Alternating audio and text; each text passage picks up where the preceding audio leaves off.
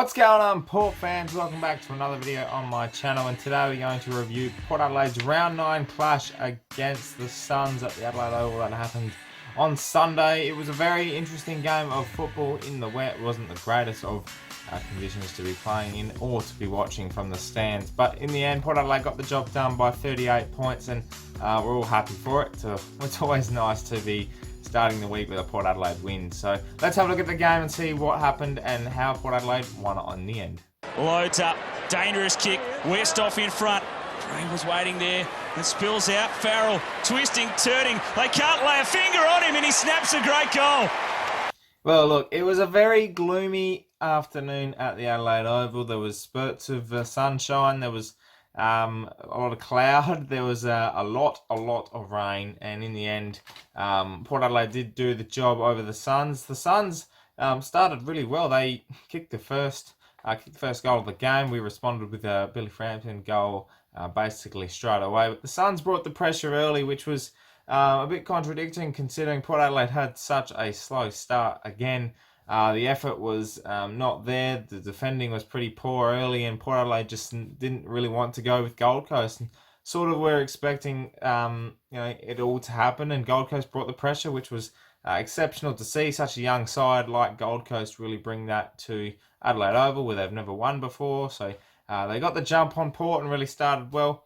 I think Port Adelaide's measure in the middle wasn't really there. We were impatient. We were just trying to move the footy, and we weren't playing wet weather conditions. We were playing dry conditions, but it was pouring with rain, and we didn't really adapt to that well at all. But I think a bit of composure started to get in there. Boak, Rockcliffe, they started to let the team know that this is how we're going to play. This is what we're going to do, and they settled the team well. And in the end, at the end of the first quarter, even though Port were trailing, you just sensed that we had something. If we just continued our effort, we were going to run over the top of them, which eventually we did late in the last quarter. But I think across the first half, essentially, Port Adelaide's defending was quite lazy. And I don't mean the defenders themselves. I mean our whole team defence not working hard back enough.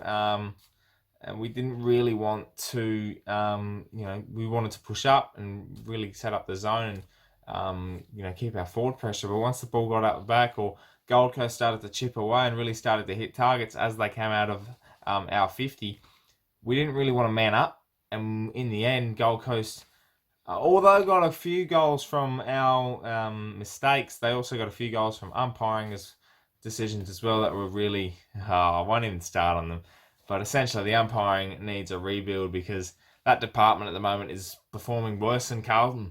I did say it just before, but I can't fault Port Adelaide's effort all day, considering we were the youngest side of the day. We haven't got our best 8 players in there essentially.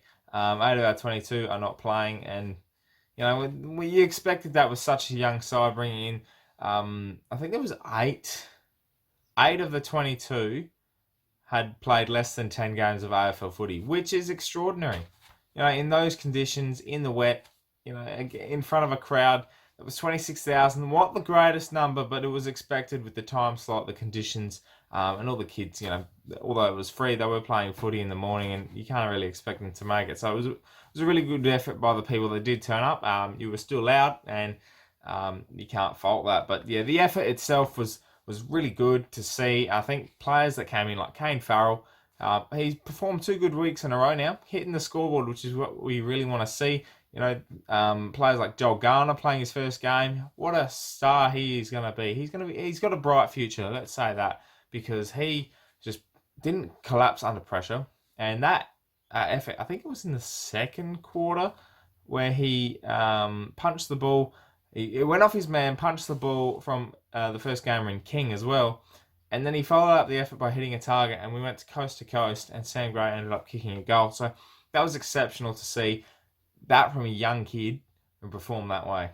The rest of the kids that were playing and have been playing for the whole year, Dersma, Butters, Rosie, I think, who else was in there? I think Atley as well, who came into the side. He was really good, as well as Billy Frampton, which, now Billy's free. We can finally say Billy's free and he was phenomenal, kicking 3 goals, equal most with Farrell. But the kids themselves, they just performed really well. They lifted for the occasion. They just were so silky in the wet. The rest of our players were they're probably quite terrible, to be honest. But they really thrived in the wet conditions, and if they're going to be doing that, that's just going to be exciting to see how they develop as time comes. But right now, they are setting the standard for the rest of the team, along with one other man named Travis Boak. Yesterday, in the performance he had, didn't hit every target, and I know that a lot of people say, he's not the greatest kick, but you know what? His work ethic, he turned beast mode. Simple as that. He worked harder than the rest on both sides. He just continually grinded for the footy, and 36 touches in the end. BOG, honestly, he was just phenomenal, and what a stellar year he's having.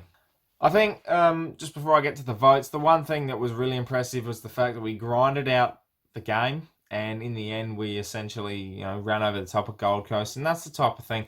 I think we're on par with Gold Coast yesterday in terms of, youngness.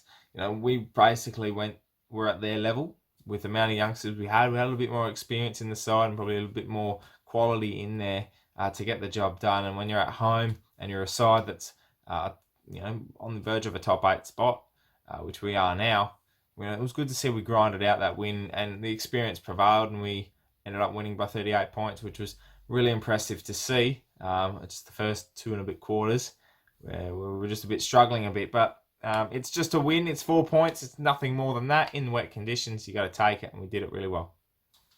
Now for the votes, 3-2-1, obviously, for round 9. 1 vote goes to Tom Rockcliffe. Tom Rockcliffe's game was interesting. He didn't really, he once again had one of those games where he didn't really stand out at all. He just did the job, worked hard, and got 30 possessions once again. 9 clearances, which was good, and 6 tackles. So not only was he clearing the footy, he was also working hard to get it and also putting the pressure on. But the one thing that stood out for me for Tom Rockcliffe against the Suns was his composure. We lack that. We've lacked that forever, for quite a while now. Especially in the wet, when you've got such a young side, his composure around the contest, to hit targets, his short kicks out, his vision to go from side to side, not directly to go forward, was exceptional. And he set up a couple of targets. He set up our first goal of the game by getting a short kick out to lean it. And then he also set up Sam Gray when there was a contest inside 50 in the third quarter. So just stuff like that really helped Tom Rockcliffe, and I think that's why I'm giving him a vote. 2 votes goes to Darcy Byrne-Jones. I was very critical of him, especially early. He wasn't defending hard enough, and he wasn't manning up at all. He wasn't running both ways, and that was just me being furious in the game, because honestly, who wouldn't have been when you're level with Gold Coast and you're getting later into the game? But he had 25 touches. He had the most metres gained on the weekend with 734 metres, which for a halfback is really good. And he gave us a lot of run from there, and 25 touches for him. He was just one of our better players and really set ourselves up running from halfback. Mixing with the likes of Houston and Lean, who was also fantastic. They really helped us to get that drive going inside 50. The 3 votes goes to none other than Travis Boak. My man Crush. We all love Trav Boak. He's been exceptional all year in 36 touches, 22 contested possessions. I think he had something like 18 hardball gets as well, which is just phenomenal. Probably a PB for Trav as well. And he also had 8 clearances. Just worked hard all day, and a leader like that was exceptional. So fair credit to Trav. He's been awesome all year. But the game against Gold Coast, that was definitely why we won the game. Well, Port fans, that wraps up this round 9 review of Port Adelaide versus Gold Coast, getting the job done by 38 points. Vlog will be out tomorrow, so make sure you tune in for that. Make sure you subscribe to the channel if you're new for plenty more Port Adelaide content coming your way on a weekly basis throughout the rest of the season. The season's building up, and it's going to be a very interesting run towards the bye. And my name's Anthony, Port fans. As always, can the fans